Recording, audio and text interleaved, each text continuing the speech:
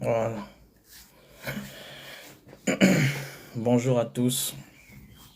J'ai béni Dieu pour ce temps d'enseignement que nous allons certainement passer. C'est vrai qu'on était hyper occupés. Vous avez remarqué mon manque d'activité sur TikTok. C'est tellement j'étais beaucoup occupé. Et lorsque je viens, c'est parce que j'ai des messages. Quand je parle des messages, il est très rare de me voir faire des lives personnellement, sauf si c'est invité. Éternel mon Dieu, je te bénis, je te rends grâce pour ce temps. Merci, car tu es Dieu. Et en dehors de toi, nous n'avons pas d'autre Dieu. Tu es l'alpha et tu es l'oméga. Tu es le premier. Tu es la tête et non la queue. Père, merci pour ce temps d'enseignement. Père, mon souhait, c'est que mon intelligence disparaisse. Que ma manière de concevoir, de percevoir disparaisse. Je te supplie, Père, aide-moi à comprendre beaucoup de choses. Je t'en supplie, Papa. Aide-moi à écouter beaucoup de choses. Je t'en prie. Je te supplie, Papa. Aide-nous. Qu'au sorte de là, que tu touches un cœur, tu touches une âme, tu touches un corps, tu touches un esprit, Père. Tu touches une conscience, tu touches au subconscience, tu touches l'intellect d'une personne. Père, nous te supplions. Nous ne voulons pas faire comme les autres. Nous voulons faire comme toi. Toi qui es l'alpha, toi qui es l'oméga. Père, nous comptons sur toi. Père, aide-nous. Je te supplie. Père, que toute chose que je veux dire qui ne vienne pas de toi. Père, je ne veux pas prêter des mots qui ne t'appartiennent pas. Aide-moi à t'écouter. Père, si je me tiens là, c'est parce que certainement tu veux d'abord me parler et tu veux aussi ensuite parler à un frère, à une soeur. Alors Père, que cette parole rentre dans les cœurs et qu'elle touche les cœurs, qu'elle sensibilise les cœurs, qu'elle ramène une personne à la repentance, qu'elle ramène une personne sur le droit chemin. Que l'honneur te soit rendu. Au nom de Jésus. Amen. Salut Viali, que Dieu te bénisse. Je suis à la présence de toutes ces personnes qui viennent nous rejoindre à peine. C'est à la présence de Sylvie, de Victoire. Je bénis Dieu pour votre vie. Je célèbre Dieu dans votre vie. Et nous allons partager pendant un petit temps, selon ce que Saint-Esprit va nous permettre de partager, un thème qui m'a été donné depuis dimanche. Et le thème, c'est mettre la charrue avant les bœufs. C'est important. Mettre la charrue avant les bœufs. Et je prie que Dieu nous aide à comprendre. Pas à vous, à nous tous à comprendre. Vous savez, lorsqu'il m'a donné cet enseignement, ça m'a marqué que depuis là, je n'étais pas sur TikTok parce que j'étais hyper occupé. Et lorsqu'il m'a dit cet enseignement et qu'il voulait que j'enseigne, c'était très important. Et il me parlait de ça dimanche. Il parlait de la charrue avant les bœufs. Vous savez, beaucoup ont des dons. Beaucoup ont des dons. C'est qui est une très très belle chose. C'est une magnifique bonne chose. Mais ce que beaucoup oublient, c'est que le don le don ne garantit pas l'accès au paradis. Non. Beaucoup se sont focalisés et beaucoup se focalisent sur leurs dons. Et beaucoup jugent Dieu au travers de leurs dons. Ça veut dire, s'ils continuent à voir, s'ils continuent à opérer, s'ils continuent à manifester quelque chose, ils estiment qu'ils sont sur la voie de Dieu. Et beaucoup sont sûrs que s'ils meurent, ils prendront le ciel à cause du don. Voilà pourquoi je parle de mettre la charrue avant les bœufs. Et mon but est que tu puisses comprendre, c'est important. Excusez-moi, pour éviter, je vais...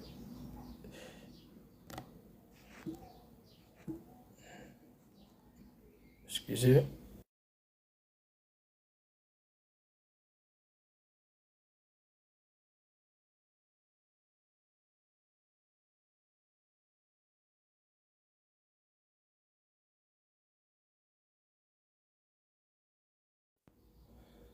Voilà, vraiment désolé, excusez-moi. Je viens un peu de démarrer, donc j'ai oublié d'envoyer à certaines personnes. Je salue Francéline, que Dieu te bénisse. Je bénis toutes ces personnes d'ailleurs qui sont là. Et je disais que le thème c'est... Salut, voilà, ce que Dieu te bénisse. Je viens à peine de commencer, tu n'es pas en retard sur toi. Le thème c'est mettre la charrue avant les bœufs. Et je vais prendre la peine d'aller doucement parce que le but c'est que tu comprennes. Et si tu te retrouves dans cette situation, il n'est pas trop tard. Si tu te retrouves dans cette situation, tu peux demander pardon à Dieu. Salut, coucou Marie, j'espère que tu vas bien, merci. Marie commence à tapoter sur le live, au moins ça permet d'évangéliser les personnes qui vont rentrer. Au moins que beaucoup de personnes puissent avoir la visibilité de ce live. Vous pouvez tapoter, que Dieu vous bénisse. Voilà. Voilà, on était sur le thème mettre la charrue avant les bœufs. Donc, j'ai quand même un peu traîné pour démarrer, que personne ne rate.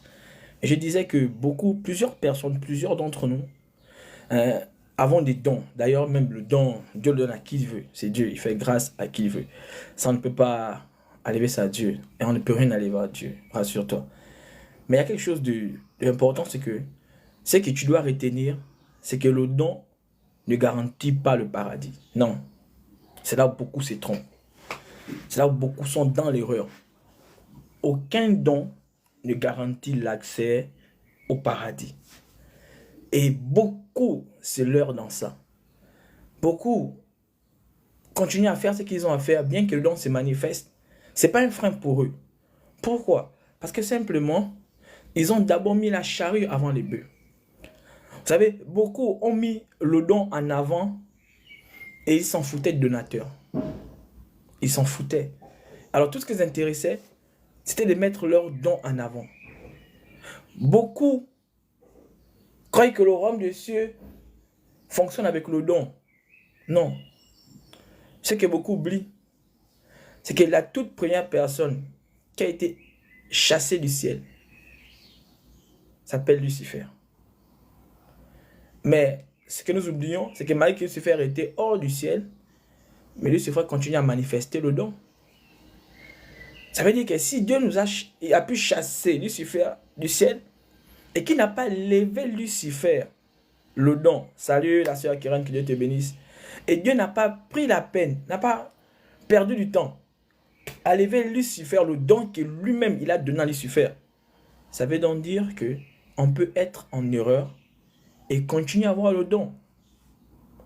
Ça veut dire qu'on peut être faux et continuer à manifester les dons. Ça veut dire qu'on peut persister dans certaines situations et pourtant le don est palpable. Pourtant le don est visible. Que Dieu nous aide à comprendre. Beaucoup, salut l'homme de Dieu Aaron, que Dieu te bénisse. Beaucoup ont les dons. Mais ce qu'ils oublient, aucun don ne garantit le royaume des cieux. Non. Lucifer impacte ce monde. D'ailleurs, Lucifer, dans 1 Jean 5, 19, il dit quoi? Le monde est sous la puissance de Lucifer. Mais Lucifer a tenu cette puissance de qui? Mais depuis le ciel. Et voilà le problème de beaucoup de pasteurs. Je parle du corps de Christ en général. Beaucoup, leur vie n'est plus en conformité avec Dieu. Mais leur leur instrument de température. Ça veut dire quoi? Ils croient qu'ils sont avec Dieu aussi longtemps que leur don est en activité. On ne juge pas sa marche avec Dieu à cause du don. Frère, arrête de juger ta marche avec Dieu à cause du don. Arrête de te cacher. Parfois, le don peut être comme une forme de make-up. Ça veut dire, tu vois, le make-up te permet de cacher le visage. Mais que tu ne le veuilles pas, quelle que soit la durée de la nuit, tu vas finir. Par exemple, la Bible dit quoi? Rien n'est caché, ne restera caché. Le don ne garantit pas le royaume des cieux. Je t'en supplie. Je commence par là. Nous allons prendre Matthieu 7, verset 21. L'histoire que tout le monde connaît. La Bible dit qu'on ne va pas rentrer dans les détails. Qu'ils ont manifesté le don sur la terre. Ils ont manifesté la puissance comme jamais sur la terre. Mais le problème, c'est qu'il n'y a que Dieu qui connaît qui va rentrer au ciel. Ça, aucun homme ne connaît. Même ton père, même ton pasteur, s'il meurt, tu vois, non, je crois qu'il est au ciel. Seul Dieu connaît. Parce que le ciel n'appartient pas à un homme, frère. Le ciel, c'est la maison de Dieu. Mais le don, il t'a donné. On l'appelle don. Il t'a fait don. Même Lucifer, que Dieu a dit plus jamais. Regarde, s'il y a une personne qui sait qu'il ne va plus rentrer au ciel, il ne va plus jamais, c'est Lucifer. Il sait que lui, sa maison, sa demeure éternelle, c'est l'enfer. Mais pourtant, Dieu ne l'a pas levé le don. Donc, si Lucifer s'est basé sur son don, pour dire qu'il est qualifié pour le ciel, mais il passe à côté. Le don ne qualifie personne pour le ciel. Or, pourtant, dans cette terre, beaucoup sont prêts à aller prendre des choses, à aller faire des pactes pour impacter. Et on qualifie, ils se qualifient, on les qualifie et eux, ils se qualifient à cause du don. Or, dans Matthieu 7, verset 21, la Bible dit que ceux qui disent « Seigneur, Seigneur » n'entreront pas tous, waouh, n'entreront pas tous dans quoi? Dans le royaume des cieux. Mais seul, mais quoi? Seul celui qui fait la volonté de Dieu. Donc, on peut manifester le don de Dieu, mais sans faire sa volonté. Oui. Tu peux manifester le don que Dieu t'a donné, mais tu le manifestes sans la volonté de Dieu. Voilà pourquoi dans Matthieu 7, il dit, tout le monde peut dire Seigneur, Seigneur. En un mot, tout le monde peut mettre le don que Dieu l'a donné en évidence. Mais le don ne garantit pas que tu es connu par Dieu. Non. Il dit que les seules personnes qui auront accès à la maison de Dieu, qui pourront être appelés fils de Dieu, sont seuls ceux qui font la volonté de Dieu. J'espère que je vais doucement, je prends doucement. Lucifer a des dons, mais Lucifer ne pratique plus la volonté de Dieu. Frère, tu peux être un prédicateur et manifester les dons, mais ne plus être dans la volonté de Dieu. Voilà pourquoi Jésus a recommandé à certaines personnes qui aiment écouter les pharisiens, qui écoutez-leur, mais ne faites pas ce qu'ils font. Tu peux manifester le don. Parler, c'est un don de Dieu. Tu peux continuer à manifester le langage, mais tu ne manifestes plus par cette manière, cette bouche, selon la volonté de Dieu. Parce que quelque part, Paul dit qu'ils prennent l'évangile pour leur ventre. Ça veut dire toute motivation qui ne concorde pas avec la volonté de Dieu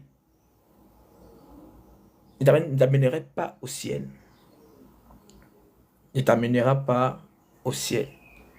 Donc, avoir le don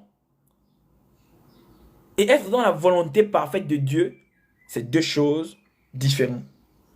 Le don, Dieu te l'accorde. Tu es libre de faire ce que tu veux. Mais tu dois te rassurer que c'est parce que tu as le don que tu dois croire que tu es dans la volonté de Dieu. Donc, on peut manifester le don sans faire la volonté de Dieu. Attention.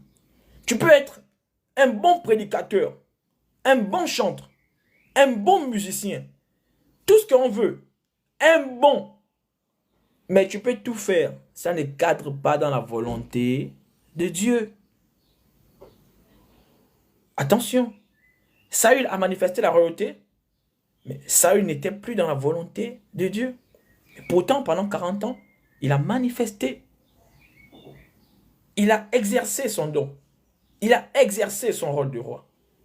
Donc frère, tu peux encore manifester ton don, mais ne plus être dans la volonté de Dieu. Nous allons prendre Romains 2.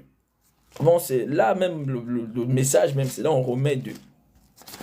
Hein? Je t'en supplie, ouvre ta Bible. Ouvre ta Bible, Romains 2.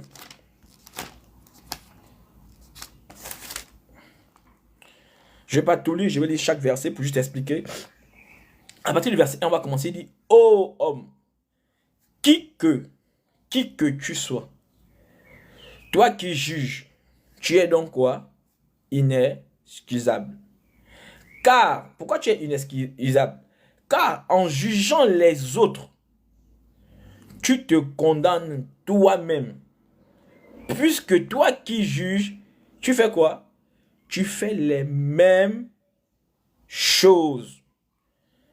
On va aller au verset 5 à 8. Il dit, mais par ton endurcissement et par ton cœur impénitent, tu t'amasses un trésor de colère pour le jour de la colère et de la manifestation du juste jugement de Dieu. Verset 6. Qui rendra à chacun selon ses œuvres, réservant la vie éternelle à ceux qui, par la persévérance à bien faire, cherchant l'honneur, la gloire et l'immortalité. Mais l'irritation et la colère à ceux qui, par l'esprit de dispute, sont rebelles à la vérité et à l'obéissance, à l'injustice. Au verset 17, voilà ce qui m'arrive. Il dit, toi qui te donnes le nom de juif, toi qui te reposes sur la loi, qui te glorifie de Dieu. Waouh. Qui connaît, écoutons bien, qui connaît quoi? Qui connaît sa volonté, qui apprécie les différences des choses, étant instruit par la loi.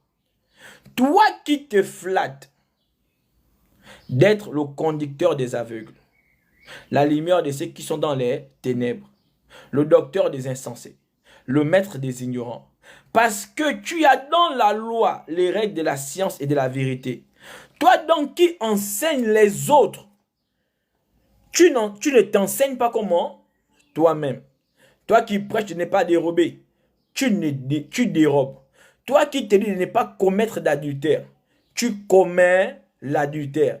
Toi qui es en abomination des idoles, tu mets en sacrilège. Il dit, toi qui te fais une gloire de la loi, tu déshonores Dieu par la transgression de la loi. Et au verset 24 pour terminer, car le nom de Dieu, écoutons bien ça, hein, car le nom de Dieu est à cause de vous blasphémé par les païens, comme cela est écrit. Waouh, waouh. La Bible dit dans Romains 2, verset 24 que aujourd'hui le nom de Dieu est blasphémé par la faute des chrétiens, par la faute des prédicateurs, par la faute des fidèles, par la faute du corps de Christ. Donc le nom de Dieu n'est même pas blasphémé à cause des païens, mais le nom de Dieu est blasphémé à cause de notre témoignage. La Bible dit qu'il a vaincu à cause du sang de l'agneau, à cause de leur témoignage. Donc aujourd'hui, beaucoup de personnes sont des sources, des sujets auxquels on se moque de Dieu par leur vie. Aujourd'hui, beaucoup de païens se sont endurcis à cause de nous. Aujourd'hui, le nom de Dieu fait la risée du monde à cause de notre comportement, à cause de notre caractère. De nos jours, la parole de Dieu est devenue légère à cause des enfants de Dieu. Parce que s'il y a des personnes qui sont légers, qui prennent des choses de Dieu à la légèreté, ce sont les chrétiens. Aujourd'hui, on a lu Romains 2. Aujourd'hui, on a des prédicateurs qui prêchent ce qu'ils ne vivent pas. Qui disent de ne pas dérober, mais pourtant eux-mêmes ils dérobent. Qui disent de ne pas forniquer, pourtant eux-mêmes ils forniquent. Qui disent de ne pas se mettre en colère, pourtant eux-mêmes sont les chefs de la colère. Et la Bible dit que c'est à cause de nous que le nom de Dieu est blasphémé. En fait, ça veut dire quoi? Ça veut dire qu'à cause de nous, des personnes ont blasphémé le nom du Saint-Esprit. À cause de notre caractère. Ma femme disait, j'ai vu sur sa chaîne, ma femme disait que beaucoup ont réfléchi pour préparer leur retraite. Mais peu ont réfléchi pour entretenir leur caractère. Aujourd'hui, on retrouve des pasteurs qui prêchent. Mais ceux qui prêchent, ils ne vivent pas. Et aujourd'hui, nous avons chassé beaucoup d'âmes de nos églises. J'ai dit les blessés. Les gens sont rentrés à l'église blessés et ils sont ressortis déchirés. Les gens sont rentrés à l'église déchirés et ils sont ressortis épuisés. Les gens sont rentrés à l'église épuisés et ils sont ressortis. Regarde. Pourquoi? Parce que dans Romains, la Bible dit quoi? C'est pas d'aujourd'hui, hein? Ça date. Ça veut dire que c'est depuis aujourd'hui. Le chrétien n'a pas changé les mentalités. Il dit à cause du chrétien, le nom de Dieu. Donc, ça veut dire que c'est même pas le païen qui blasphème de manière logique. Mais certains païens ont blasphémé le nom de Dieu à cause des chrétiens. À cause du caractère. Parce que toi qui on te voit à l'église constamment, toi qui te vantes d'être chrétienne, toi qui mets les statuts d'être chrétienne, et pourtant tu vis une vie de débauche. Pourtant tu vis une vie d'impudicité. Mais pourtant tu glanes le nom de chrétien. Mais j'ai envie de demander aux gens, mais est-ce que en tant que tu as oublié la définition de chrétien en fait? Parce que chrétien, c'est pas Jésus qui nous a appelés chrétiens. Il faut revenir à la définition de chrétien. Jésus nous appelait les disciples. Or, dans 1 Corinthiens, on a appelé chrétien à cause de quoi en fait? C'est pas parce qu'un chrétien avait la Bible à la main. C'est parce qu'un chrétien partait là où à l'époque il n'y avait pas trop d'église, il n'y avait pas trop d'assemblée. Mais on a appelé chrétien. Il faut que tu retiennes ça. Chrétien veut dire que ils vivent la vie de Christ. Ça veut dire que lorsqu'il fallait les distinguer. Les gens dans le monde ont dit non, ils sont trop différents de nous. Bonjour maman Maria, que Dieu te bénisse. Les gens dans le monde, dans la famille, dans la ville, dans l'école, dans le travail, ont observé des jeunes comme toi, des personnes comme toi, des humains comme toi. Ce n'était pas des extraterrestres, non. Ils ont dit que, mais lorsque nous on le regarde, et lorsqu'on voit notre vie, en fait tout chrétien qui n'est pas un frère, tiens, blasphème pour le nom de Christ. Tout chrétien qui n'a pas une vie qui peut refléter un miroir. Écoutez, lorsque tu regardes le miroir rend ton reflet. Mais j'ai envie de te dire, toi qui prêches, toi qui enseignes, qu'est-ce que ton miroir renvoie? C'est ma question en fait. Ton reflet renvoie qui? Lorsqu'on te voit, qu'est-ce qu'on voit? Et la Bible dit qu'aujourd'hui, c'est à cause de nous que le nom de Jésus-Christ est blasphémé. Jésus a dit, vous serez torturés à cause de moi. On est d'accord, oui. Mais nous, on est venus renverser. Non, il a dit, non, on va se mettre torturé à cause de toi. Mais tu vas aussi être blasphémé à cause de nous. Et genre, on a dit ça à Jésus. Que non, il faut qu'on te rende aussi l'appareil. Sinon, on va être persécuté à cause de ton nom-là. Il faut que toi, tu sois blasphémé à cause de nous. Et les gens ne reflètent plus ce qu'ils prêchent. Vous savez, on a beaucoup de types de caméléons dans nos églises. Les caractères coïncident selon l'environnement. Ça veut dire que on s'arrange à toujours être quelque part.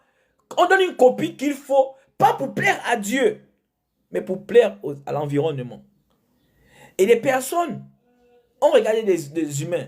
Ils ont dit non, ceux-là, on va les appeler les chrétiens. C'est d'où le mot chrétien vient. Et toi, tu t'appelles chrétien. Parce que toi, d'après toi, être chrétien, c'est parce qu'on part à l'église. Pourquoi tu t'appelles chrétien aujourd'hui? C'est parce que tu pars à l'église, parce que tu es baptisé, parce que tu appartiens à une communauté. Ça, c'est de la religion. Ça, c'est pas du christianisme, frère. Écoutez ça. Revenons pas à la religion.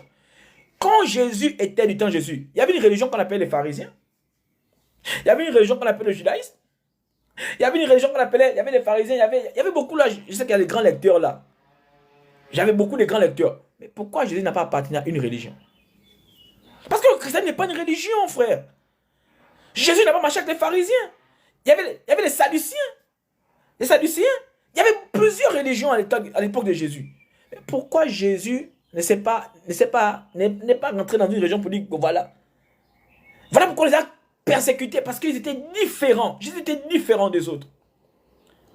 Différent des autres. Voilà quand même pour l'accuser, on cherchait qu'est-ce qu'il faut dire. Frère, beaucoup de chrétiens ont mis la charrue avant les bœufs. On a mis le don en avant, mais le don ne garantit pas le royaume des cieux.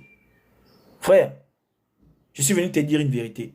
Arrête de croire que parce que tu chantes bien, parce que tu prêches bien, parce que tu prophétises bien, que Dieu t'applaudit. Frère, Dieu n'applaudit que ceux qui agissent selon la volonté de Dieu. On a lu Romains. Romains dit quoi? Romains dit que toi tu connais les lois de Dieu.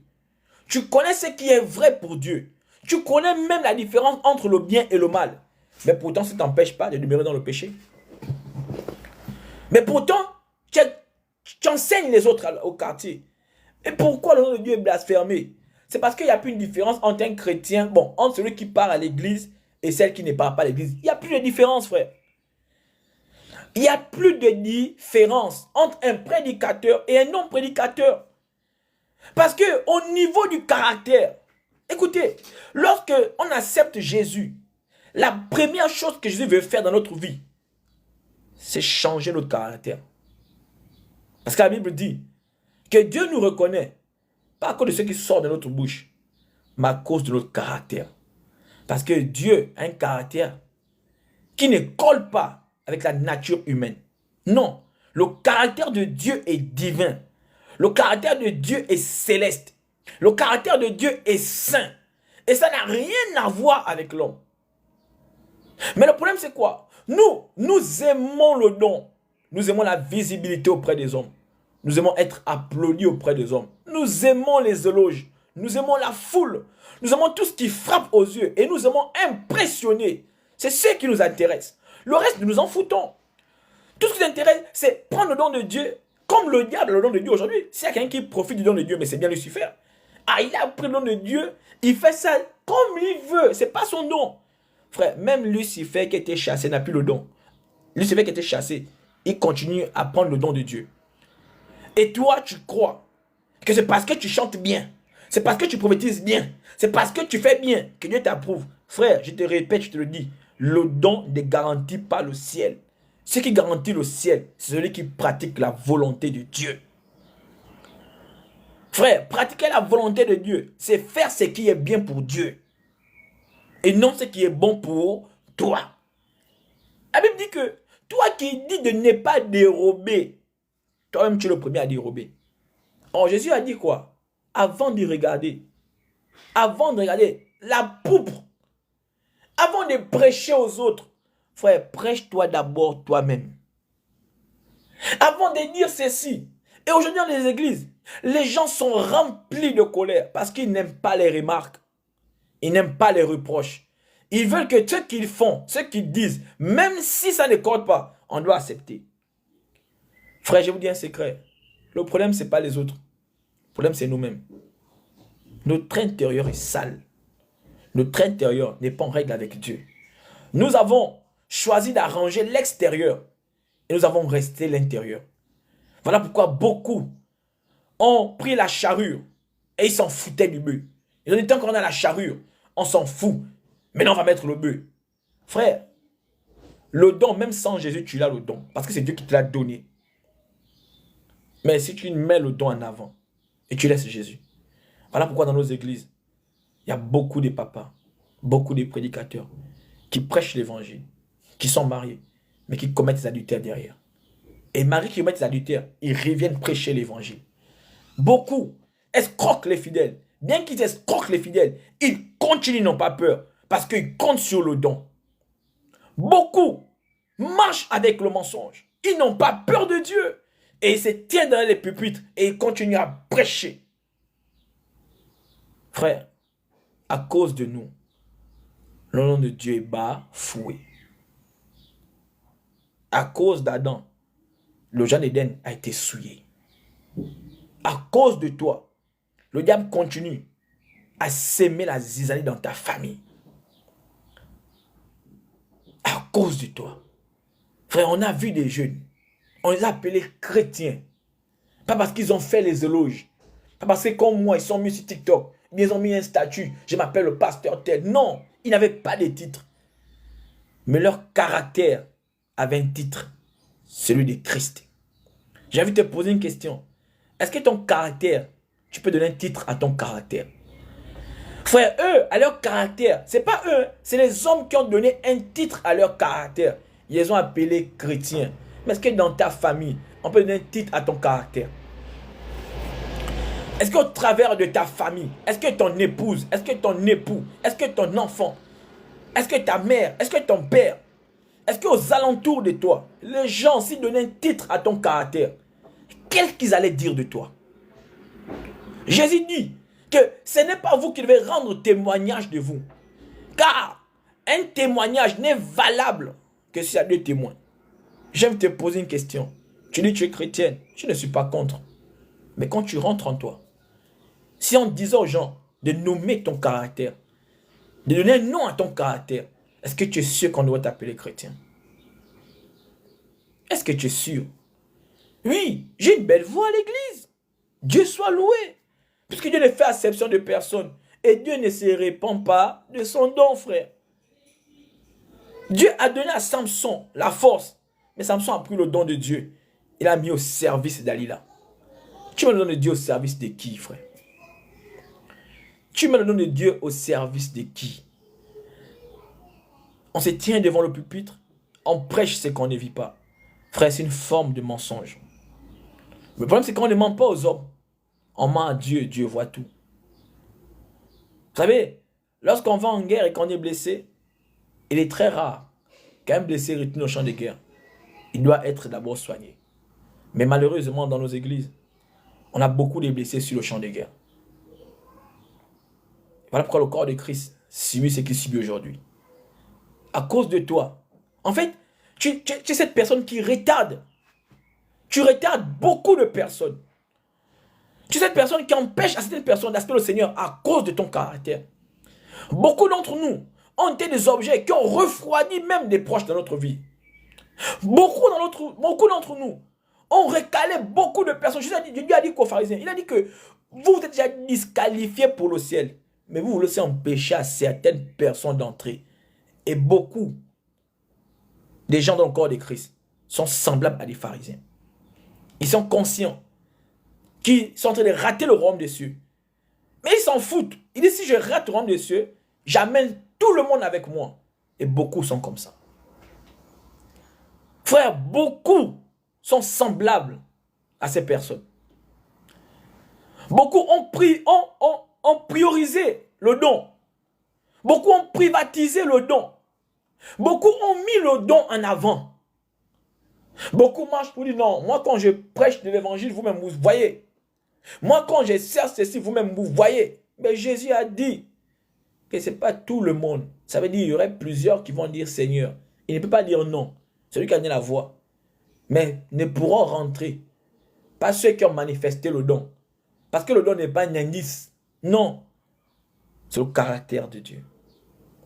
Voilà pourquoi dans 1 Corinthiens 13, il dit, quand je vais donner ma vie, je vais faire ceci, je vais faire cela par motivation et non par la volonté de Dieu. Tout ce que je fais ne sert à rien. Frère, quel que soit le don que tu as, aussi longtemps que ce n'est pas en accord avec la volonté de Dieu, tout ce que tu fais, c'est une perte de temps. Mais le problème dans l'église, nous cherchons la crédibilité auprès des hommes. Vous voyez, beaucoup ont perdu la manche de leur hache. Et beaucoup ont le bois. Mais beaucoup n'ont plus ce qui permet de couper un arbre. Et ils marchent avec ça. Et ils continuent à évangéliser avec ça. Au lieu de retourner en arrière. Et retourner à chercher. Va là-bas chercher la manche de ta hache. Beaucoup ont mis les dons en avant. et ils ont oublié Dieu. Et ils sont conscients que la vie dans laquelle ils parlent de Dieu n'est pas en étroite collaboration, n'est pas en conformité avec la volonté de Dieu. Mais combien ont encore besoin d'écouter la volonté de Dieu? Vous savez, Jésus marchait, il a fait beaucoup de choses. Mais il y a quelque chose qui m'a choqué. Jésus n'avait jamais dit ça. Et au sorti du jardin de Gethsémani, avant de sortir, il dit une chose. Il dit, Père, non pas ma volonté, mais ta volonté. Jésus voulait montrer aux gens que ce n'est pas d'abord le miracle qu'il voulait mettre en avant. Mais il voulait montrer que s'il y a l'une des choses qu'il faut mettre en avant, c'est la volonté parfaite de Dieu. Frère, lorsque tu t'appelles fils de Dieu, c'est que tu marches dans sa volonté. Mais aujourd'hui, on dit, le nom de Christ est bafoué. Mais pourquoi le nom est bafoué? Parce que n'importe qui a pris le titre de chrétien. N'importe qui s'appelle chrétien. N'importe qui vante le mérite d'être chrétien. Mes frères, si on s'arrêtait qu'au nom chrétien, ça ne devait pas être ça la vie chrétienne. La vie chrétienne n'est pas un nom. La vie chrétienne n'est pas un slogan. La vie chrétienne est une nature. C'est une nature, frère.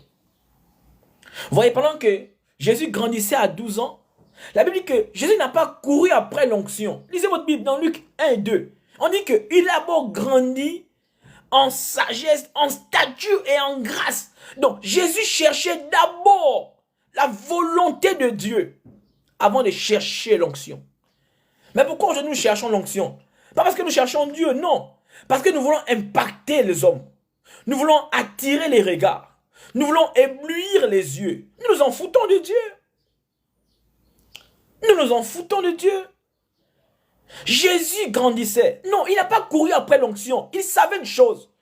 Que la Bible dit quoi? La sagesse est quoi? La crainte de l'Éternel, quoi? La sagesse est le commencement de la crainte de l'Éternel. Jésus a beau chercher à craindre Dieu avant de manifester le don. Oh, nous, on a inversé les choses. On cherche les dons. Voilà pourquoi on court après n'importe qui. On veut être impacté de n'importe qui. Parce que tout ce qui s'intéresse, c'est que lorsque je marche, quand je dis recevez, tout le monde tombe. Frère, entre tout le monde tombe et tout le monde n'est pas transformé, c'est deux choses différentes. On a choisi le spectacle au lieu de la transformation. Et la transformation n'est pas dans la vie d'autrui. La transformation est d'abord dans ta vie. Mais beaucoup de personnes qui prêchent l'évangile, ils veulent voir Dieu transformer la vie d'autrui. Pourtant, eux-mêmes, leur vie n'est pas transformée. Et ils viennent prêcher là où ils sont en train de d'échouer dans leur vie. Mais ils viennent prêcher là. Ils viennent parler de la foi. Tandis qu'eux-mêmes, quand ils perdent des situations, ils n'ont pas la foi. Ils viennent parler de la patience. Tandis qu'eux-mêmes, ils sont des impatients. Ils viennent dénoncer la colère. Tandis qu'eux-mêmes, ils sont colériques. Ils viennent parler de l'impudicité, tandis qu'eux-mêmes sont des champions dans l'impudicité. Mais tout ce qui les intéresse, ce n'est pas eux. Enfin, ils ne prêchent pas pour eux. Voilà pourquoi Jésus a dit quoi? Jésus a dit quoi? Vous êtes des tombeaux. Vous êtes des tombeaux. Vous êtes des sépulcres. Et vous enterrez les autres. Parce que vous reconnaissez que vous conduisez des aveugles. Donc on peut être un conducteur. Oui. Oui. On peut être des conducteurs. Et quand on parle de conducteur, ça veut dire qu'on peut avoir des passagers au bord de ceux qu'on conduit. Oui, oui. Mais la vraie question, il dit vous êtes des conducteurs aveugles. Donc ça veut dire qu'il n'y a pas que des enfants de Dieu qui sont des conducteurs. Il y a des conducteurs dans nos églises, partout ailleurs. Mais la vraie question, c'est que est-ce que ces conducteurs sont aveugles? Je vais revenir dans Romains, rassurez-vous. On est dans Romains. On revient rapidement dans Proverbe, je crois, 7. Si je ne me trompe pas. Ok, rapidement. Proverbe 7. Qu'est-ce que ça dit? Écoutons ça. Il dit, Proverbe 7, 7, si je me trompe, il dit voilà. J'aperçus parmi les stupides, j'ai remarqué parmi les jeunes gens un garçon dépourvu de sens.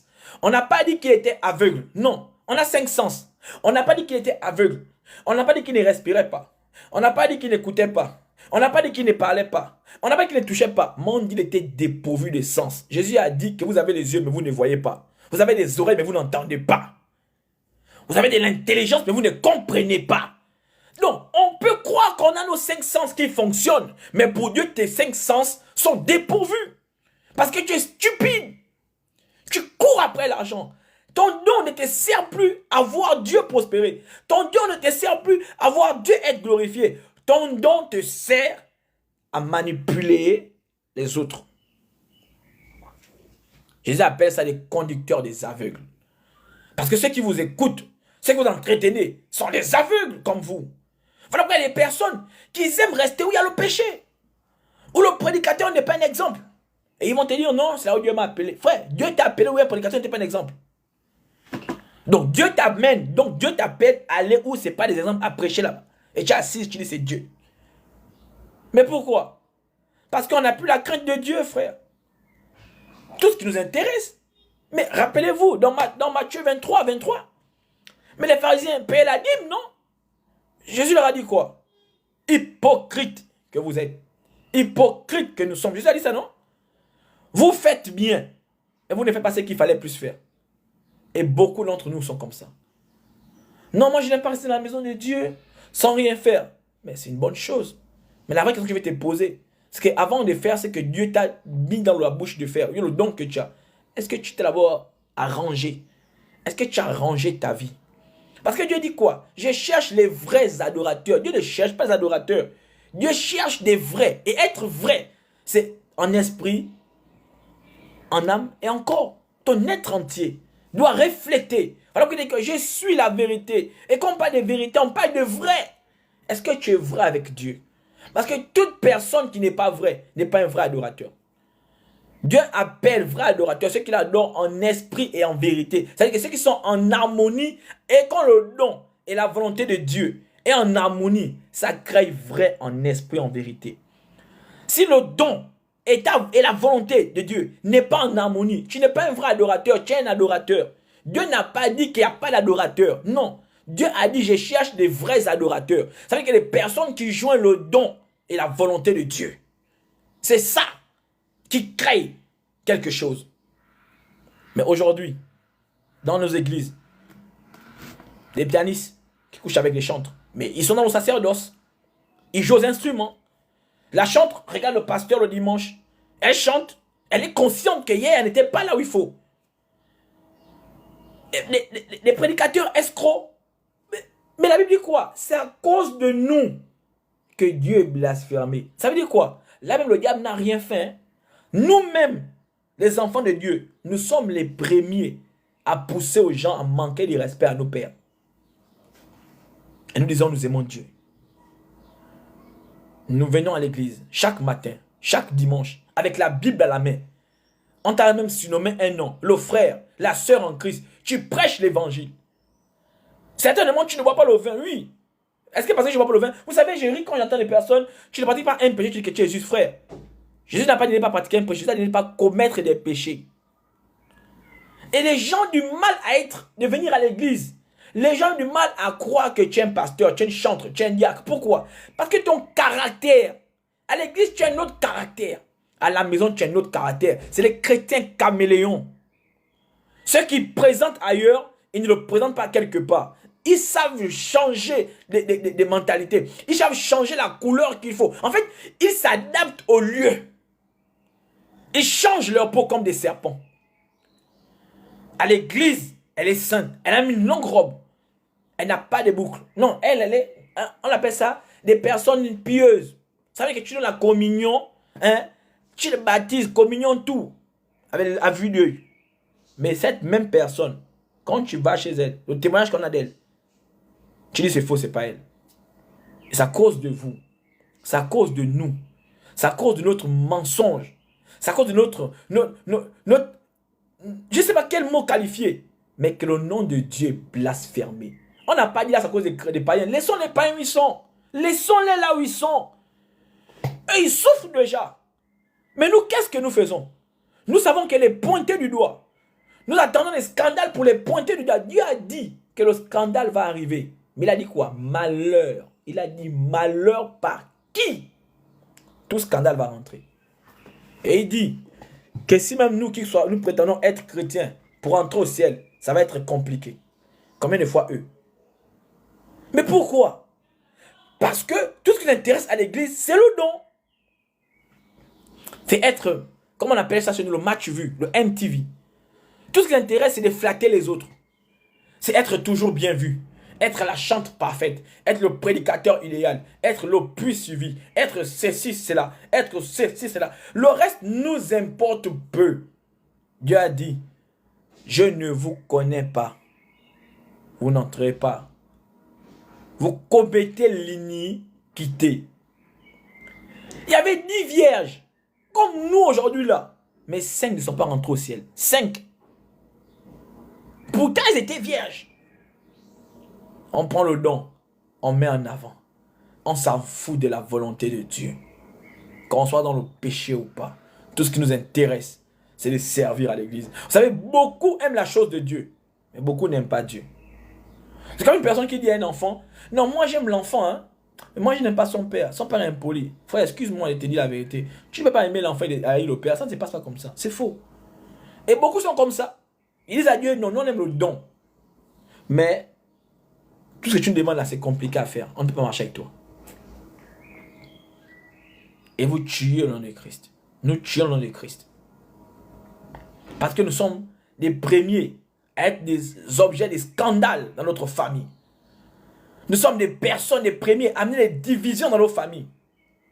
Au sein de nos frères et sœurs. Nous entendons avec personne, mais nous sommes chrétiens. Nous parlons du péché, mais nous avons du mal à pardonner. Nous sommes des plus gros rancuniers, mais nous sommes chrétiens. Et nous sommes chrétiens. Frère, si tu connaissais pourquoi on a appelé les gens chrétiens, j'ai cru que beaucoup d'entre nous, on a même placé d'être appelés chrétiens. Mais aujourd'hui, on s'appelle chrétien, ça devient comme une mode, vous voyez, c'est une mode. On a défini, le monde a défini que bon, tout ce qui part à l'église, c'est différencier de certaines religions. Hein? Toi, tu es chrétien, oui. Donc, ça veut dire que lui, il appartient à l'église éveillée. Toi, il appartient à l'église testique. Voilà pourquoi ça devient une mode. Le nom là devient une mode. Mais à l'époque des apôtres, chrétien n'était pas une mode, c'était une nature. Ça veut dire qu'on pouvait distinguer un chrétien sans qu'il ne dise Jésus. Par son caractère. Par sa manière d'être. Voilà pourquoi les actes, voilà pourquoi la démonstration de la puissance de Dieu concordait avec eux. Parce qu'ils voulaient suivre Jésus. Allons-y dans Jacques 4. Jacques 4, verset 7, dit une personne dit que soumettez-vous à Dieu. On va lire, c'est important. Jacques 4, verset 7. Soumettez-vous donc à Dieu, résistez au diable. Et il fuira quoi? Loin de vous.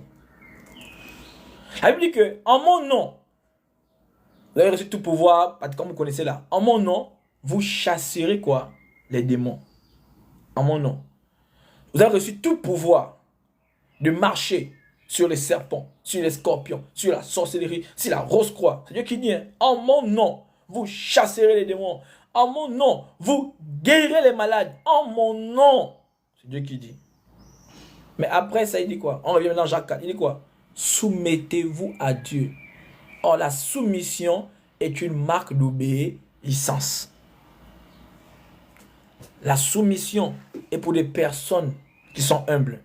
Et tu ne peux pas être humble si Christ n'a pas travaillé à l'intérieur de toi.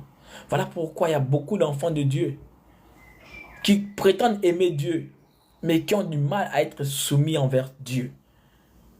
Si ton don ne fonctionne pas avec la volonté de Dieu, tu ne peux pas pratiquer la volonté de Dieu si tu n'apprends pas à te soumettre à Dieu.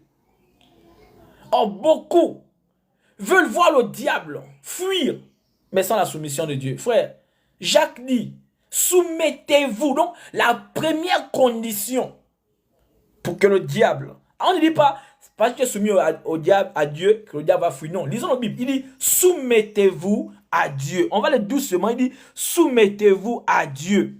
Virgule, point virgule. Point virgule, ça n'arrête pas là. Après, il dit quoi? Résistez. Résistez. Wow, on va aller étape par étape. Je suis venu parler à une personne aujourd'hui. Plusieurs chassent les démons. Eh Seigneur, est-ce qu'il peut choquer une personne? On chasse les démons, mais on est soumis à Satan. C'est ça l'église aujourd'hui. Beaucoup chassent les démons en étant soumis à Satan. Oh, Dieu n'a pas dit soumettez-vous à Satan. Il a dit soumettez-vous à Dieu. Donc, tu peux avoir le don et ne plus être dans la volonté de Dieu. Tu peux manifester le don, tu peux manifester la puissance, mais Dieu ne te connaît plus. Pourquoi? Parce que tu ne te soumets plus à Dieu. Tu n'es plus soumis à Dieu. Plusieurs chassent les démons et sont toujours soumis à Satan au travers de leurs péchés. Frère, mais je vais te poser une question. Je ne sais pas si tu connaissent un peu trop la musique. Il y a dans la musique, il y a ce qu'on appelle quelqu'un qui a composé. Quelqu'un qui a composé, on appelle ça les droits d'auteur. Dans les pays, il y a les droits d'auteur, vous voyez. Donc, ce qui veut dire que si je vais faire son remix, logiquement, je dois demander sa permission. Et quand je vais faire le remix de son son, et qu'il y aurait des entrées, toute entrée là, il a un droit dans ça. Il a un petit pourcentage. Donc, le diable est le compositeur du péché. Comment tu vas chasser quelqu'un alors qu'en toi, il a ses droits d'auteur dans ta vie? Mais tu vois que non, c'est de l'arnaque que tu es en train de faire. Mais beaucoup de prédicateurs sont des arnaqueurs. Parce qu'ils vous demandent de faire ce que eux-mêmes, ils doivent au diable. Toi, tu demandes de faire aux autres ce que toi-même, tu dois au diable. Il faut voir. Papa, chassons les démons. Mais frère, c'est le même problème que tu es en train de te causer toi-même. Parce que quand tu chasses les démons à droite, ils te récupèrent à gauche. C'est une perte de temps. C'est une perte de temps. Pourquoi? Parce qu'on veut manifester la puissance sans être soumis à celui qui a la puissance. Mais il a dit que vous allez chasser les démons en son nom. Et le démon a peur de quoi? Le démon a peur que d'un seul nom. C'est logique. Que tu puisses prier pour une personne, la personne guérisse. C'est logique que tu puisses dormir et puis Dieu te révèle les choses en songe. C'est logique, frère. Mais est-ce que tu cadres avec la volonté de Dieu? Aussi longtemps que tu ne cadres pas avec la volonté de Dieu, frère, je ne te cache pas, tu perds ton temps. Voilà pourquoi Jésus a dit qu'avant de marcher avec ton ennemi, assure-toi que tu lui dois quelque chose. Sinon, de peur qu'il te traite devant quoi? Les tribunaux. Assure-toi qu'avant d'attaquer le diable, tu n'as rien du diable en toi. Voilà pourquoi Jésus a dit que rendez à César ce qui est à César. Et il a dit qu'en moi, il n'y a rien du malin en moi. Voilà pourquoi il manifestait la puissance. Voilà pourquoi il pouvait parler de Dieu de manière et fier de Dieu. Voilà pourquoi les personnes comme Pierre, ils pouvaient mourir pour Dieu. Parce qu'ils ne devaient rien au diable. Voilà pourquoi Paul pouvait dire que la mort m'est un gain. Est-ce que toi tu peux dire ça? Frère, tu chasses les démons. Tu pries pour les gens. Tu sers dans une église. Maintenant, la question que je vais te poser. Est-ce que tu es soumis à Dieu? Est-ce que tu marches sur la volonté de Dieu? Vous savez, quelqu'un est venu trouver Dieu. Et pour flatter Dieu, il y avait les gens. Il dit, mais Seigneur, moi j'ai tout fait dans ma vie. Jésus dit, mais tu as respecté les 10 commandements. Il dit, oh, j'ai respecté les 10 commandements. J'ai tout fait. Waouh. Donc, il dit, il est soumis à Dieu. Dieu dit, ok, tu es soumis à Dieu, non. Il n'y a pas de problème. Va et vends tout ce que tu possèdes, reviens. La volonté de Dieu, c'est le baromètre de ton entrée au ciel. C'est la volonté de Dieu, frère. C'est pas ton don qui va te mesurer au ciel. C'est la volonté de Dieu. Et la volonté de Dieu ne peut que l'appliquer la personne qui marche dans l'obéissance. Car l'obéissance vaut mieux que le sacrifice. Or, manifester un don, ça peut être un sacrifice, mais qui n'est pas accordé à une obéissance. Or, un sacrifice sans obéissance est un sacrifice qui n'est pas agréable. C'est une perte de temps. Beaucoup de personnes ont mis le don en avant et ils ont laissé Dieu. Beaucoup de chrétiens, beaucoup de prédicateurs, ils disent de ne pas voler, mais ce sont les plus gros escrocs. Ils disent de ne pas forniquer, mais pourtant c'est les plus gros fornicateurs. Et Jacques dit quelque chose. Soumettez-vous à Dieu. Il n'a pas dit qu'une fois que tu es soumis, tu restes au diable. Non. Soumettez-vous à Dieu. Après, il dit quoi? Il dit, résistez au diable. Mais beaucoup de personnes ne sont pas soumis à Dieu. Ils chassent Satan tout en être soumis à Satan. C'est comme une femme qui est dans un foyer. Elle dit qu'elle aime son mari, mais elle aime poli. On dit on est chrétien, on chasse Satan, mais on est soumis à Satan. Au lieu d'être soumis à Dieu, Mais comment on peut s'unir à Satan? Mais parce qu'en Satan, mais Satan a une droit d'auteur dans notre vie. On est dans le péché, dans la colère, dans les murmures, dans les injures. Pourquoi? Parce qu'on a valorisé le don de Dieu. On s'en fout de Dieu en un mot. On s'en fout de Dieu. Le don n'est pas le baromètre qui te mesure par le ciel. Non, c'est ton obéissance pour Dieu. Tu dois juger ta vie chrétienne selon l'obéissance que tu éprouves pour Dieu. Il dit soumettez-vous à Dieu. Mais combien d'entre nous se soumettent à Dieu? Combien de chrétiens marchent dans la soumission? Or, la soumission te protège de beaucoup de choses. La soumission. Dieu prend plaisir à une personne qui se soumet à lui. Voilà pourquoi il a pris plaisir au cœur de David. Et il a rejeté Saül. Est-ce que Dieu prend plaisir à te voir te soumettre à lui? Non. On est à l'heure à l'église, ça dépend de certaines personnes. On aime faire les choses de Dieu. Beaucoup vont à l'église, pas parce qu'ils aiment Dieu, parce qu'ils aiment voir les choses de Dieu. Ils aiment voir le mouvement dans l'église. Ils aiment voir être entourés des frères et des sœurs. Ils aiment voir des pasteurs prêcher. Ils aiment voir des prophètes. Ils aspirent même aux dons prophétiques. Ils aspirent aux dons. Ils aiment voir les autres enseigner. En fait, ils aiment bien voir les choses. Mais ils s'en foutent de la source.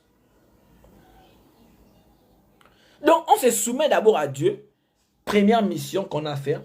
Après se soumettre, on doit maintenant résister au diable pour qu'il fuit. Mais comment on va résister au diable si notre intérieur est pourri? Si notre intérieur est sale? Voilà pourquoi Jésus a dit aux pharisiens, vous avez pris votre temps à nettoyer la parure extérieure. Or, l'intérieur, il dit, ce peuple m'honore de lèvres, mais leur cœur ne m'appartient pas. Frère, beaucoup chassent Satan, tout en être soumis à Satan. Voilà pourquoi dans le corps de Christ aujourd'hui, il y a beaucoup la moitié des chrétiens, quand on parle du péché, sont des plus gros raisonneurs. Ils disent qu'on juge. Ils disent que le pasteur là est trop dur. Pourquoi? Parce qu'ils ne sont pas soumis à Dieu. Ils ont changé de rôle. Ils ont inversé le rôle. Ils sont soumis à la créature au lieu du créateur. Et dans Romains, il dit que beaucoup ont adoré la créature. Même dans l'église. Beaucoup ont adoré, beaucoup adorent maman. Et ils ont laissé Dieu. Quand Dieu dit que tu ne vas pas servir de Dieu, quand il parle de maman, il parle de plusieurs choses en un mot. Parce qu'on adore qu'un seul Dieu. Dieu n'adore pas avec d'autres dieux. Tu adores Dieu avec qui? Tu associes Dieu avec qui? Dieu ne l'associe pas, frère. Où Dieu n'est pas, Dieu ne prend pas place. Et toi, tu dis que tu es chrétienne. Je suis responsable des chantres. Je suis responsable du groupe musical. Je suis un prédicateur. J'ai une église en mon nom. Frère, Jésus a dit que même ceux qui ont les églises dans leur nom là, c'est parce qu'ils ont les églises qu'ils sont approuvés de Dieu. Être approuvé des hommes ne veut pas dire que tu es approuvé de Dieu. Et beaucoup croient que parce qu'ils sont approuvés des hommes, que Dieu les approuve. Frère, Samson avait le don. Il a pris le don. Il a mis au service d'Alila. Il a pris le don. Comme toi, tu prends ton don. Je ne sais pas quel tu mets au service. Mais tu dis avec une Bible à la main. Tu dis que tu es chrétien. Je suis fils de pasteur. Je suis né dans l'église. Frère, la vie chrétienne ne se vit pas en famille. Le salut est personnel. Soumettez-vous à Dieu. Un don qui n'est pas associé à la volonté de Dieu, c'est une perte de temps, frère. C'est une perte de temps. À l'époque de Jésus, il y avait des pharisiens qui étaient docteurs de la loi. Docteurs de la loi. Ils connaissaient la loi. Ils connaissaient, comme toi tu connais ce qui n'est pas bon pour Dieu. Tu connais. Mais pourtant tu t'en fous. Pourtant tu t'en fous. Tu vas à l'église avec une Bible à la main. Mais tu t'en fous de pratiquer le péché. Et tu te justifies dans ça. Et pire même, c'est que le dimanche, tu viens prêcher. Tu viens chanter. Tu te mets au service de Dieu. Et tu dis non, Dieu, amour, Dieu. En fait, aujourd'hui, on est devenus des avocats des erreurs que nous posons. Ça veut dire qu'on n'a même pas envie de changer. Non, on se plaît dans ça en fait. Tout ce qui nous intéresse, c'est d'avoir un titre à l'église, d'être connu. Si on ne te nomme pas à l'église, c'est un problème. Tout ce qui nous intéresse, c'est la nomination. On court après les dons, on court après les postes. On aspire à la puissance. On n'aspire pas à la volonté de Dieu. Or, la première chose à laquelle Jésus a aspiré, ce n'était pas la puissance. Parce que la première fois qu'il écoute de Dieu, c'est parce qu'il a fait un miracle. C'est parce qu'il a obéi. La première fois où Dieu a pris plaisir de parler de son fils, ça cause de son obéissance. Il dit, celui-ci est mon fils. Il fait toute ma joie. Frère, quelqu'un qui se soumet à Dieu, quelqu'un qui obéit à Dieu, rend Dieu fier de lui. Frère, tu peux réciter 1500 morts. Il dit, il ne te connaît pas. Si tu ne pratiques pas sa volonté, tu peux avoir combien d'églises que tu veux, avoir la foule avec toi, frère. Ça n'influence pas Jésus. La foule n'est pas l'indicateur qui influence Jésus, frère. Ce qui influence Jésus, c'est ta qualité de l'obéissance. Ce qui influence Jésus, ce n'est pas ta belle voix. C'est parce que tu es éloquent quand tu parles. C'est parce que tu maîtrises la Bible. Mais frère, avant toi, le diable connaît la Bible. Puisque, écoutez, face à Jésus, ce n'est pas n'importe qui s'est présenté, c'est lui-même le diable. Il est venu par quoi? Il est écrit, il est dit que tu es le fils de Dieu, non? Qu'est-ce que le diable ne connaît pas? Dis-moi, qu'est-ce que tu vas enseigner au diable que le diable ne connaît pas? Le diable est là-bas, là où la Bible revient, le diable sort de là-bas. Qu'est-ce que tu vas enseigner au diable que lui ne connaît pas? Mais la seule chose qui va te différencier entre le diable et toi, frère, écoute ça bien, c'est pas la Bible. C'est pas tes jeunes. Parce que le diable connaît les jeunes. Lisez Actes, ils disent quoi? Ils disent que si aussi longtemps que Paul ne meurt pas, on va s'abstenir de nourriture. Les païens jeunes, ce qui va te différencier du diable, c'est une seule chose. C'est l'obéissance. La seule chose que le diable ne peut pas faire, c'est obéir. Parce qu'il ne connaît pas obéir. Et tu t'appelles fils de Dieu. Et tu marches dans la désobéissance. Et tu t'appelles fils de Dieu. Frère, c'est parce qu'on a oublié la notion de chrétien. Je vous assure. Aujourd'hui, le mot chrétien, voilà pourquoi on a pris Romain, il dit quoi? C'est à cause de... On insulte Dieu à cause des chrétiens. On parle mal de Dieu à cause des chrétiens. Aujourd'hui, les gens se moquent de Dieu à cause des chrétiens. Les gens ne prennent plus plaisir au sacré à cause des chrétiens. Les gens se moquent même des choses que l'on fait à cause de chrétiens. Oui. Parce qu'on joue avec Dieu nous-mêmes. Ce n'est pas les païens. Laissez là où ils sont. Il s'agit de toi. Si tu n'arrives pas à convertir les gens, c'est parce que ta vie ne change pas. C'est parce que tu n'es pas un modèle. Et on a dit, on a résumé le mot chrétien à mettre les statuts, à mettre les versets bibliques, à habiller une veste, aller à l'église. Et on a résumé ça chrétien. Frère, autrefois, c'est parce qu'on résumait chrétien. Autrefois, on résumait un chrétien par sa manière de vivre. Autrefois, on résumait un chrétien par sa manière de parler, par sa conduite. On ne résume pas un chrétien parce qu'il appartient à une identité. Non! Non, frère! Voilà pourquoi on dit à Jésus que, mais qui es-tu? Parce que Jésus n'était pas dans une religion, une identité. Non! Non, frère! Voilà pourquoi on dit à Jésus que, mais qui es-tu? Parce que Jésus n'était pas dans une religion. Désolé, problème de connexion. Problème de connexion, vraiment désolé. Voilà, excusez-moi, c'était TikTok avec ses caprices. Voilà. Jésus n'était pas, écoutez, Jésus, il y avait beaucoup de religions ce jour, quand Jésus est apparu sur la terre. Il y avait beaucoup de religions. Désolé, hein, c'est TikTok avec ses caprices. Il y avait beaucoup de religions. Les pharisiens avec leur religion, les sadduciens avec leur religion, les romains avec leur religion. Mais ils ont remarqué, non, mais le gars là, il dit qu'il est Dieu, mais il n'est dans aucune religion. Lui, c'est qui? Jésus ne ressemblait pas à un pharisien. Jamais. Jésus ne ressemblait pas à un sadducéen. Jamais. Jésus ne ressemblait pas à un romain. Jamais. Jésus ne ressemblait pas à qui tu veux, un judaïste. Jésus ne ressemblait pas à eux. Jésus ressemblait à Christ. Toi, tu ressembles à ton église. Toi, tu ressembles. Au moins, j'ai pris là-bas. C'est quoi que tu t'identifies. Mais ta vie n'est identifiée par Christ. Frère, si tu identifies ta vie chrétienne à une église, c'est que tu n'es pas chrétien. Si tu n'identifies pas ta vie chrétienne au caractère de Christ, frère, c'est que tu es en train de passer à côté. C'est que tu es en train de passer à côté de quelque chose. Tu passes à côté de quelque chose. Si dans notre intérieur, on n'est pas soumis à Christ, c'est qu'on est soumis à quelque chose. C'est que tu es soumis forcément à quelque chose. Pourquoi? Parce que nous ne voulons pas abandonner La facilité que nous préoccupe certains gains dans ce monde. Oui, beaucoup ont les dons. Mais qu'est-ce qui les empêche d'associer ça à la volonté de Dieu? Parce que un don efficace est un don qui est associé à la volonté de Dieu. Tout don qui n'est pas associé à la volonté de Dieu, c'est un bruit. C'est un feu de paille. Les résultats vont venir. Ce n'est pas à cause de toi. C'est parce que tu as emprunté le nom de quelqu'un, le nom de Dieu.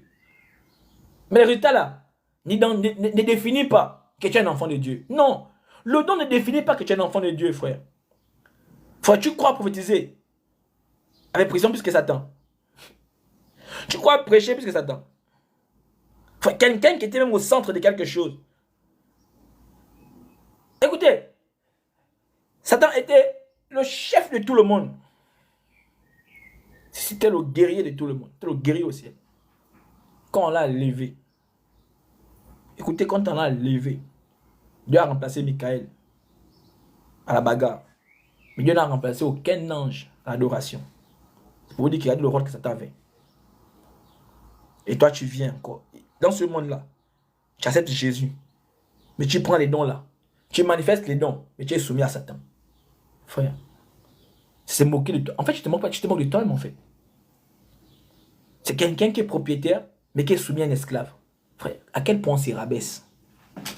Regarde à quel point les chrétiens s'y rabaissent. Tu es esclave de ton esclave. Alors qu'on a dit quelque part dans Ecclésiaste que les rois, les princes, les chefs sont en train d'attraper les chevaux pour l'esclave. Et quand tu dis au nom de Jésus, au nom de Jésus, Satan sort, Satan sort. Tu as dit au nom de Jésus, non, il est sorti. Mais dans ta vie là, il a un droit d'auteur. Le péché que tu manifestes, Satan donne un droit légal à Satan dans ta vie. Oh, les liens. Maman, arrête. Arrête-toi. Regarde ta vie. Qu'est-ce que tu n'as pas abandonné? Prends le don de Dieu. Mets d'abord ça quelque part. Va d'abord travailler sur toi-même. Le don n'a pas de problème. Le don te vient du ciel. Va d'abord travailler ça sur toi-même. J'honore la présence de l'homme de Dieu. Hein? J'honore la présence de l'homme de Dieu. Homme de Dieu. Son ministère la vie en Christ. Que Dieu te bénisse. Je bénis Dieu. Je célèbre Dieu dans ta vie. Que Dieu t'amène toujours dans les hauteurs. Que Dieu t'amène toujours dans les hauteurs. Que Dieu te donne toujours des révélations. Que tu sois une source de révélations pour le corps de Christ et pour le monde des ténèbres. Que Dieu t'amène à toujours à lever les âmes. Et là derrière, j'adore aussi à penser beaucoup des hommes de Dieu, du serviteur Emmanuel. Voilà. Nous sommes dans le thème mettre la charrure avant les bœufs. Et nous avons dit que beaucoup de personnes ont mis le don en avant. Or, le don ne garantit pas l'accès au paradis. Ce qui garantit l'accès au paradis, c'est si tu fais réellement la volonté de Dieu. Donc nous sommes dans cet élan-là. Et beaucoup de chrétiens, Dieu a dit que oui, tout pouvoir vous a été donné. Je vais venir restituer tout. Mais comment on va restituer tout à quelqu'un qui était censé diriger le trône de son père? Au finish, il devient l'esclave de l'esclave. Et l'église est remplie de ça. On peut être rempli. Mais est-ce que vous savez que comment je disais à Dieu, quand il me parlait de ça dimanche, mais Seigneur, j'étais triste. Je dis, mais comment on nous dire? Je n'étais pas là, je ne suis pas encore arrivé au ciel. Hein. Mais je prends les témoignages qui ont vu au ciel et puis l'auteur de la vie qu'on regarde. Je dis à Dieu, j'étais là. Je dis, mais Seigneur, comment tu as créé ce monde? Et tu permets que on a l'impression que les mondains sont même plus nombreux que les chrétiens. Je dis comment, je vois des gens s'embrasser, des hommes s'embrasser, des femmes, je vois le monde, parfois je suis très mais qu'est-ce qui se passe? Comment 5 personnes vont au ciel, 1000 personnes, c'est-à-dire que quand on va en enfer, on va par milliers. Mais quand on va au ciel, on va comme des gouttes d'eau, des gouttes d'eau. Je dis Seigneur, pourquoi tu as permis ça? Pourquoi tu as permis ça? Mais Dieu nous dit quoi? Choisis la vie et la mort. Et il y a l'oreille, choisis la vie. Fait que tu vives longtemps. Quel chrétien? Quand on dit que Simeon dit à la mère, Simeon il parle de Jésus, il dit à Marie que cet enfant-là va mettre la confusion. Et il va grandir jusqu'à ce que quoi? Il sache. Esaïe dit aussi la même chose. Jusqu'à ce qu'il sache différencier le bien et le mal. Quand tu connais différencier le bien et le mal, mais tu es chrétien. Mais tu es quand même chrétien, tu es conscient de certaines choses. Et malgré ça, ne t'empêche pas de continuer à pécher. Et le comme Quand on te dit que la sœur, sort de la fornication, sort de ceci, tout ce que tu dis, j'ai prié pour ça, homme de Dieu, que Dieu me fasse grâce. Mais tu n'as même prié pour que le diable là, tu luttes avec le diable. Non. Donc, notre seule lutte, c'est pour devenir chrétien. Donc, on est devenu des chrétiens, mais on lutte pour devenir chrétien, mais on ne lutte jamais pour devenir païen. Frère, oh, ta Bible te dit, soumets-toi d'abord à Dieu. 1. Il faut bien lire la Bible. 2. Et résiste au diable. Voilà pourquoi Paul a dit que vous avez bien commencé. J'ai mon frère qui m'a appelé. Et il m'a dit, homme de Dieu, j'ai dit, je t'écoute.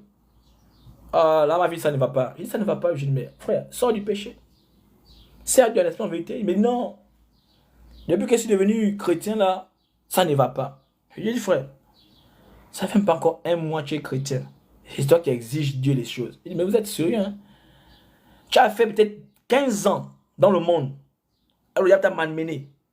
15 ans. Maintenant que tu arrives en Christ, tu décides d'arrêter certaines choses. Tu as peut-être fait 2 mois. Et même 2 mois là, peut-être parce que les situations ne vont pas bien. Voilà pourquoi tu peux pas aller peut-être te faire acheter quelque chose à boire. Et c'est toi qui viens dire à Dieu que la vie chrétienne, ça ne va pas bien. Frère, j'ai dit, écoutez, le royaume des cieux là, Dieu ne va pas te supplier pour entrer dans le royaume des cieux. Non, frère. Il a dit, seuls les violents. Est-ce que tu vois la différence quand on parle au marché et si on t'invite à la présidence? Tout le monde n'a pas la présidence à désordre. Hein? L'enfer, c'est le marché, sœur. Frère, l'enfer, c'est le marché. On part là-bas par les centaines, même sans rendez-vous, on peut partir. Mais pour entrer dans la présidence, on te dit que le ciel, je ne peux pas dire le nombre de fois que le ciel est plus qu'une présidence, plus que la terre.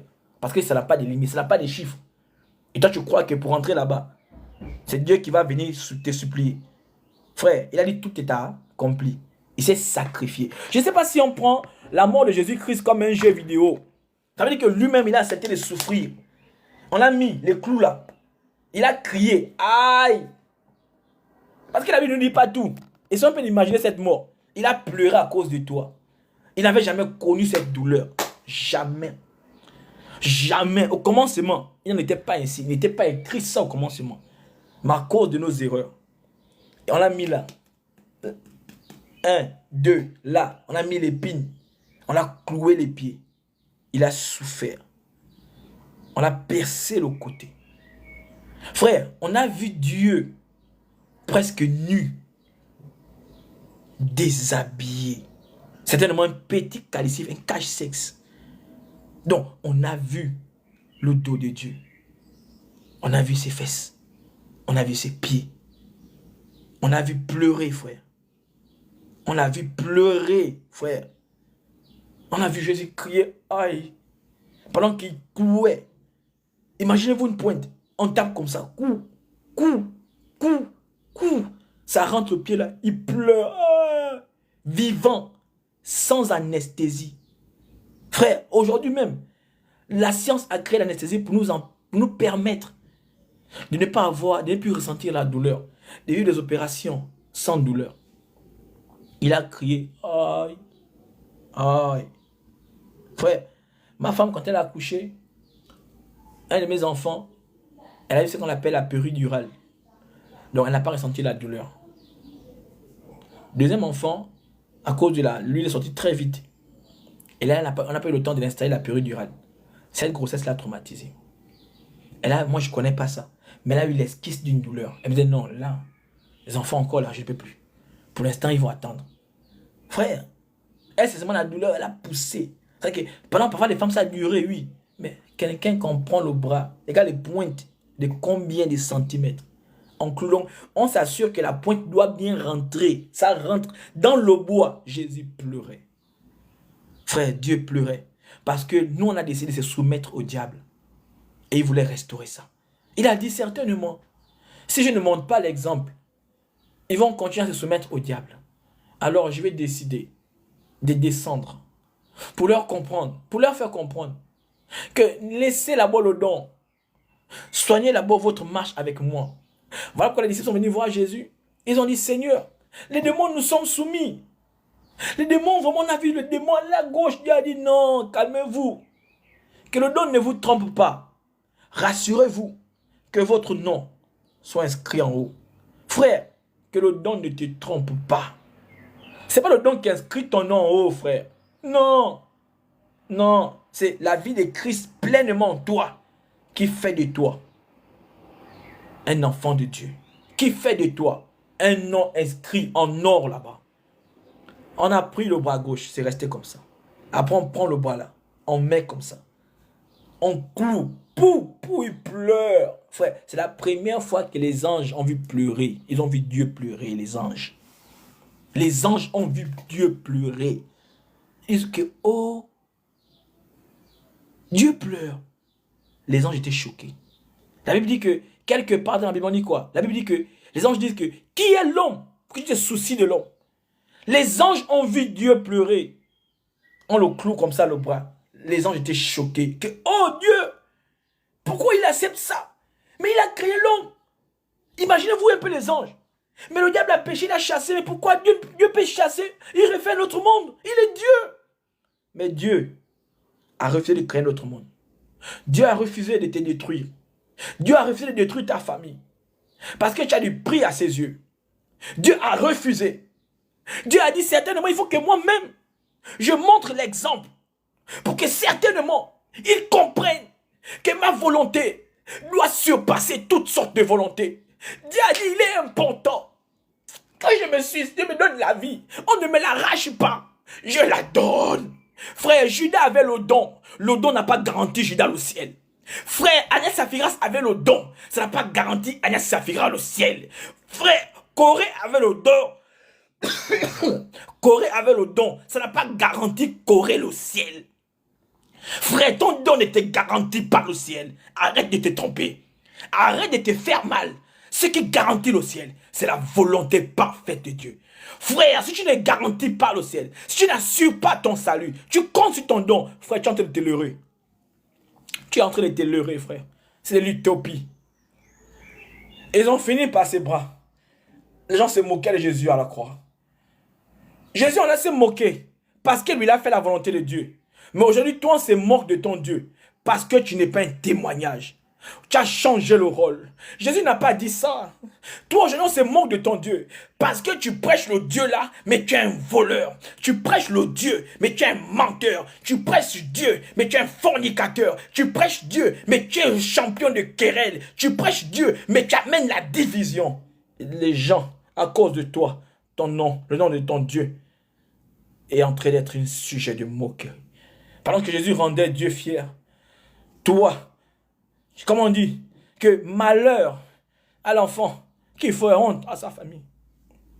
Malheur, tu fais honte à Dieu.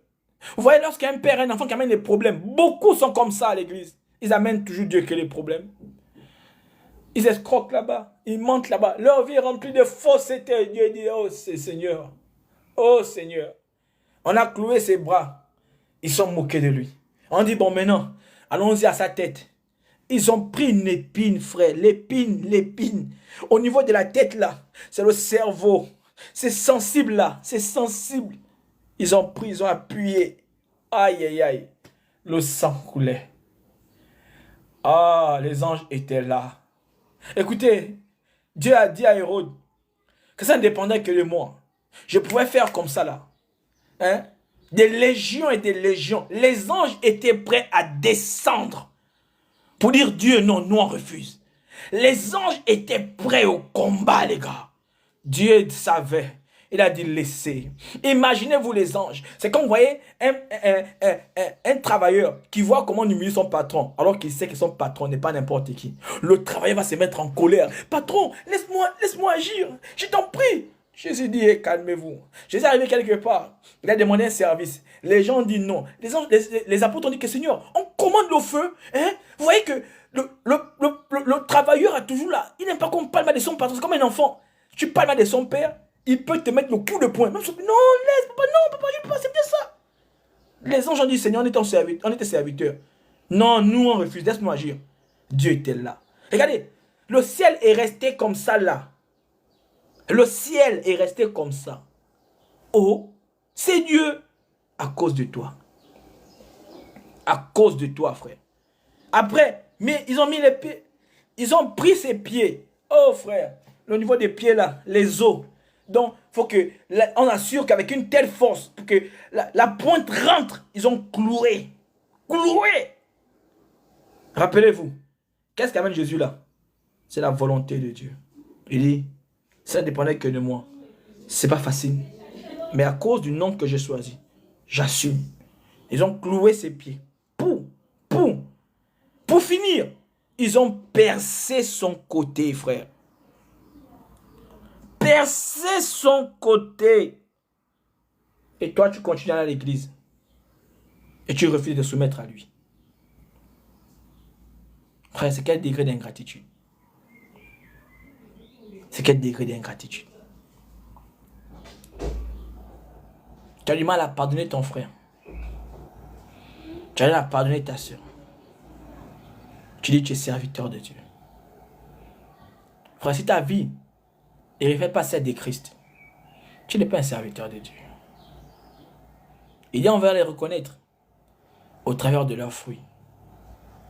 Car leurs fruits ne peuvent que produire à l'arbre auquel ils appartiennent. Quand tu vois une mangue, c'est que ça vient du manguier. Mais toi, quand on voit ton fruit, ça vient de qui? Si on doit donner un nom à ta vie, on va dire quoi de ta vie? Est-ce qu'on va t'appeler chrétien? Si ce sont les hommes qui nous appellent chrétiens, ça veut dire que si on dit que appelez les gens à partir de dit chrétien à cause de la vie de Christ, est-ce que vous êtes sûr que tout le monde pourrait t'appeler chrétien? Vous êtes sûr et certain? Est-ce que tu es sûr et certain que tout le monde pourrait t'appeler chrétien? Vous savez, le péché ainsi conçu, un péché ainsi réellement conçu, sans réelle repentance, nous séparera toujours de Dieu. Frère, ne te trompe pas. La Bible dit dans Ésaïe 59, je me trompe, que sont vos péchés qui mettent une séparation.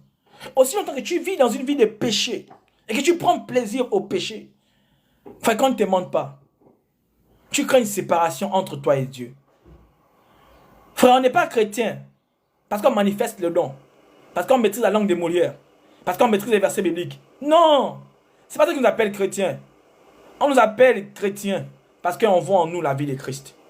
Parce que là où le monde, là où les gens disent qu'il faut insulter, toi tu dis qu'il faut pardonner. En fait, tu es chrétien parce que ton langage étonne tout le monde.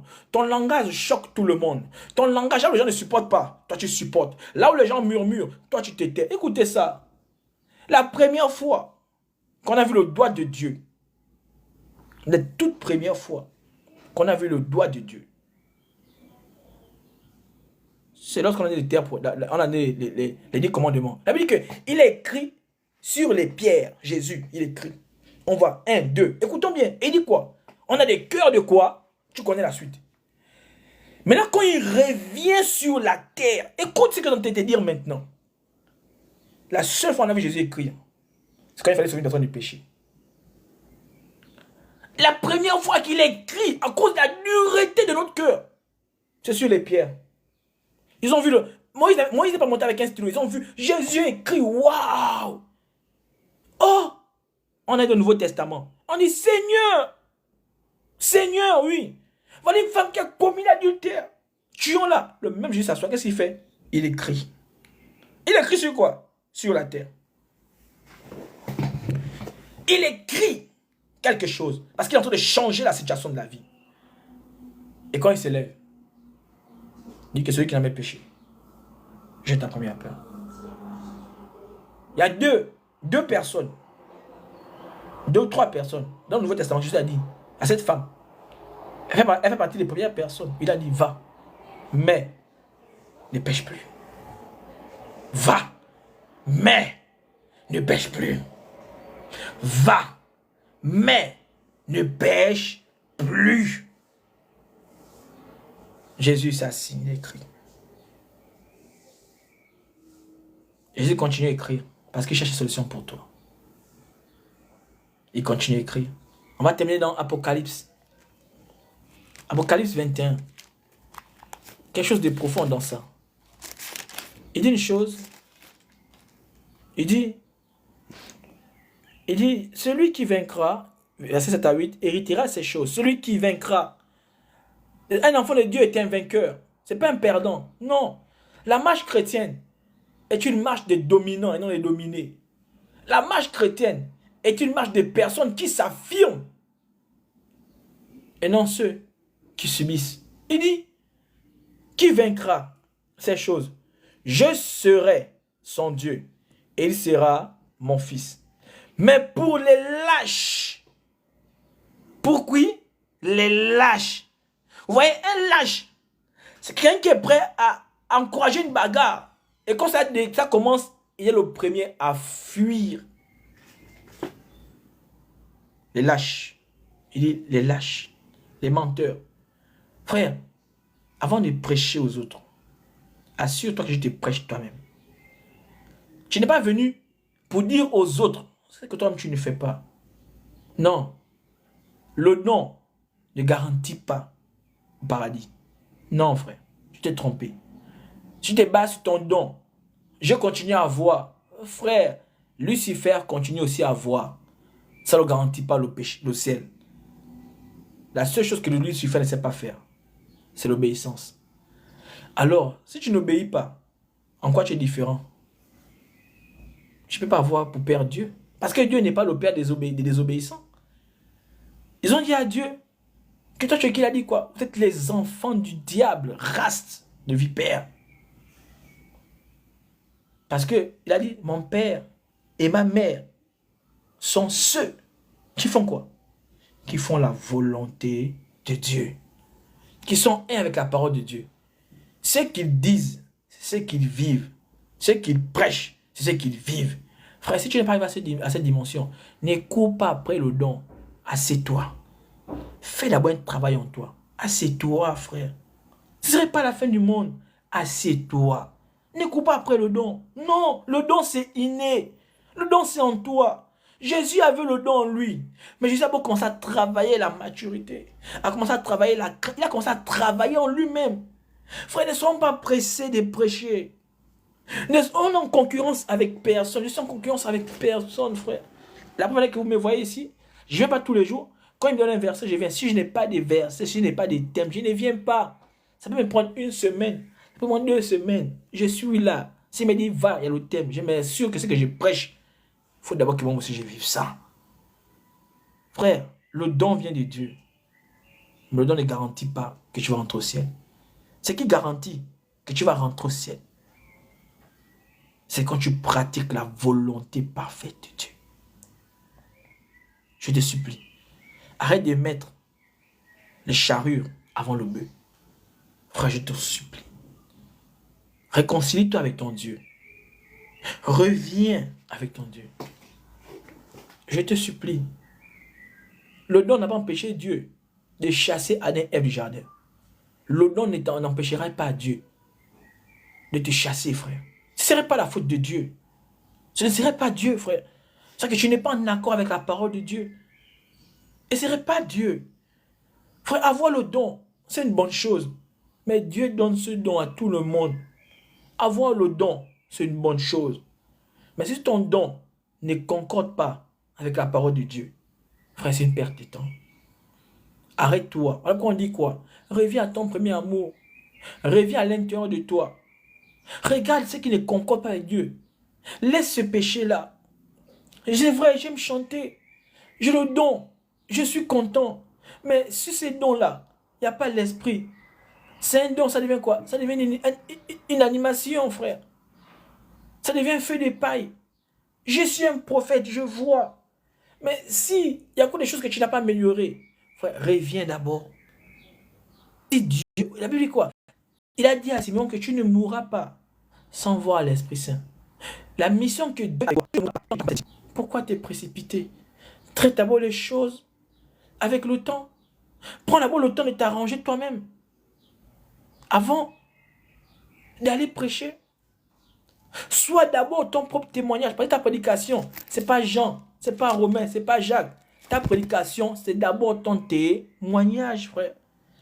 Si ton témoignage de prendre une prédication, tout ce que tu prêches s'en vain, frère. Je vais prier pour toi qui écoutes cette parole. Je te supplie. Arrange-toi, c'est que ton don soit en conformité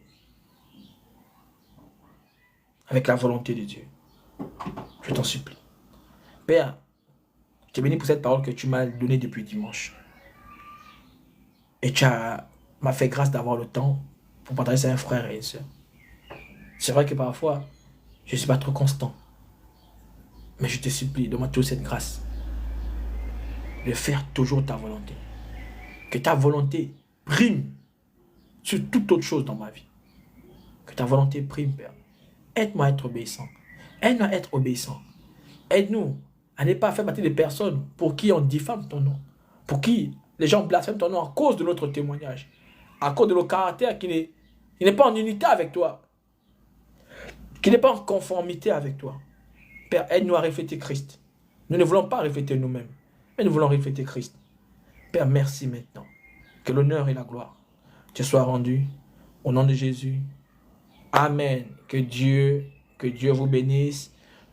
Certainement, la semaine prochaine, que Dieu vous bénisse. Bonne journée.